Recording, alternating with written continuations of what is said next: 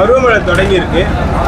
மக்கள் நல்வாழ்வுத்துறை சார்பாக என்னென்ன நடவடிக்கை எடுத்திருக்கீங்க, வேற என்னென்ன நடவடிக்கை எடுக்க போறீங்க சார்? ஒவ்வொரு பருவமழைக்கு முன்னாலேயும் மாண்புமிகு தமிழ்நாட்டின் முதலமைச்சருடைய வழிகாட்டுதலோடு வேறு எப்போதுமே இல்லாத அளவுக்கு மக்கள் நல்வாழ்வுத்துறை, ஊரக உள்ளாட்சித்துறை, நகர்ப்புற உள்ளாட்சித்துறை ஆகிய 3 மிகப்பெரிய சேவை துறைகளை ஒருங்கிணைத்து ஒவ்வொரு ஆண்டும் முன்னெச்சரிக்கை நடவடிக்கை எடுப்பதற்குரிய கூட்டங்கள் நடத்தப்படுகிறது. அந்த வகையில் ஒரு 20 நாட்களுக்கு முன்னால் ஓமந்தூரார் கூட்ட அரங்கில் ஒரு கூட்டம் நடத்தப்பட்டது.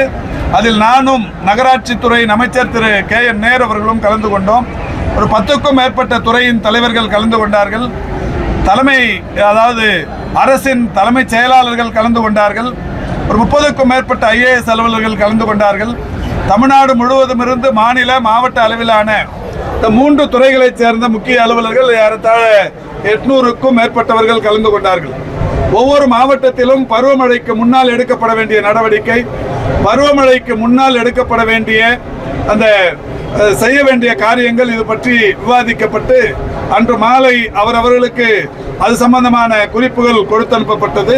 அவர்கள் போய் அந்தந்த மாவட்டத்தில் கூட்டங்களை நடத்தி அந்தந்த மாவட்டங்களில் எந்த விதமான சேதாரமும் ஏற்படாத வகையில், மக்களுக்கு எந்த விதமான பாதிப்பும் ஏற்படாத வகையில் கூட்டங்கள் நடத்தி முடித்து இருக்கிறார்கள்.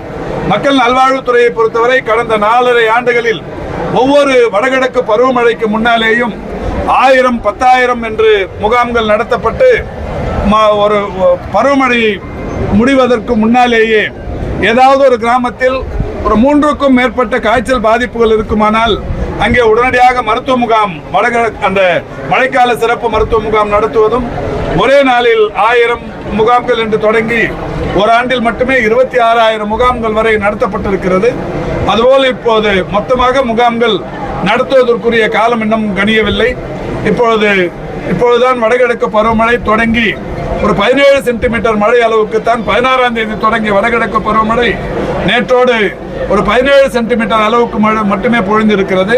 இன்னும் 1 மாதத்திற்கு மேலாக இருக்கிற காரணத்தினால் மழை பாதிப்புகள் கூடுதலாக தொடங்கியவுடனே ஒட்டுமொத்தமாக தமிழ்நாடு முழுவதிலும் எவ்வளவு மருத்துவ முகாம்கள் நடத்தப்படும் என்கின்ற தகவல் பத்திரிகையாளர்களுக்கு தெரிவிக்கப்படும். பிளே ஸ்டோர் மற்றும் ஆப் ஸ்டோரில் இருந்து பாலிமர் செயலியை QR கோடு மூலம் பதிவிறக்கம் செய்யுங்கள். செய்திகளை உடனுக்குடன் பெறுங்கள்.